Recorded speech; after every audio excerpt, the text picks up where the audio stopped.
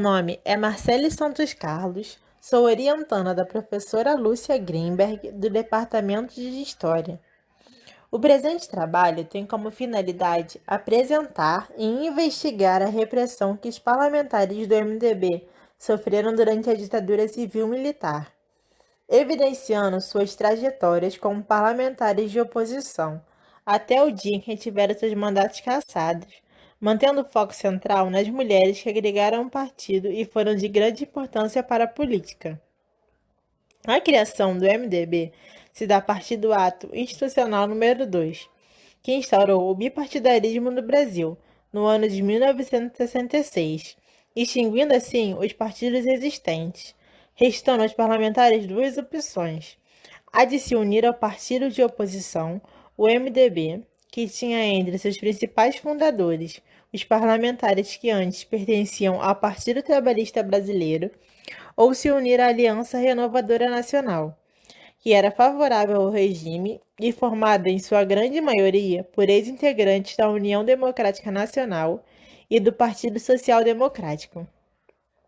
De acordo com Maria Dalva Gil Quinzo, o MDB teve uma difícil solidificação e amadurecimento, pois sofria muitas limitações. Afinal, era um partido de oposição durante um regime ditatorial e, por conta disso, não conseguia exercer plenamente sua função. O partido sofreu com a fama de subversivo e comunista, o que gerava desconfiança para os eleitores.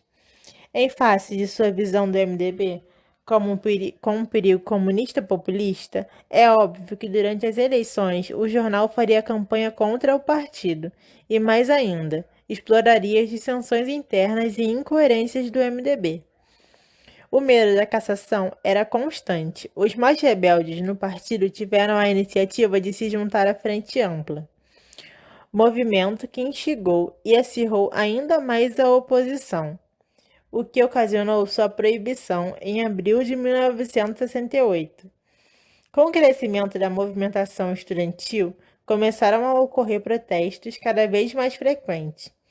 Como resposta, o governo decretou o Ato Institucional número 5, a partir do qual cerca de 100 parlamentares perderam seus direitos políticos. Dentre eles estão os personagens principais do meu trabalho: Júlia Vaene Steinbrück e Lígia Moelman Dotel de Andrade. As duas parlamentares tiveram seus mandatos eletivos cassados e direitos políticos suspensos em 1969, após o AI-5. Nessa pesquisa, a documentação principal consiste nos processos de cassação, atualmente depositados no Conselho de Segurança Nacional, sob a guarda do Arquivo Nacional. Júlia Vaene Steinbrück era casada com o senador Arão Steinbrück, um dos candidatos que pertenceu ao PTB e posteriormente se uniu ao MDB. Júlia teve uma carreira política curta, pois se candidatou pela primeira vez em 1966, como deputada federal pelo MDB, sendo a deputada mais votada no Brasil, pelo prestígio de seu sobrenome e boa reputação de seu marido. Ela foi uma deputada muito ativa. Apresentou projetos como o Salário Família e outro que tornava obrigatório a educação sexual nas escolas. Júlia sempre se posicionou abertamente contra o regime, que ela destacou diversas vezes em seus discursos como fascista e ditatorial. Era apontada pelos órgãos de informação como extremamente antirrevolucionária e apoiada por comunistas e subversivos. Teve seu mandato cassado em setembro de 1969. 10 anos depois, foi beneficiada pela Lei da Anistia, se unindo ao partido liderado por Ivete Vargas, o Partido Trabalhista Brasileiro. Lígia Moelman Dotel de Andrade iniciou sua carreira política também em 1966, mesmo ano em que ocorreu a cassação do seu marido, Armindo Marcílio Dotel de Andrade, um dos principais articuladores da Frente Ampla, e teve esse fato como um dos principais motivos de sua cassação, com base no AI-5. Lígia foi a deputada mais votada no seu estado de Santa Catarina. Foi incriminada por seus discursos contrários à Revolução. Alguns foram considerados tão violentos que foram proibidos nas emissoras pela Secretaria de Segurança de Santa Catarina. Na documentação, é retratada como uma mulher inteligente, de cultura média e porta-voz de seu marido, enfatizando sempre o fato de ser esposa de Doutel de Andrade, que sempre a acompanhava em comícios, reuniões e viagens.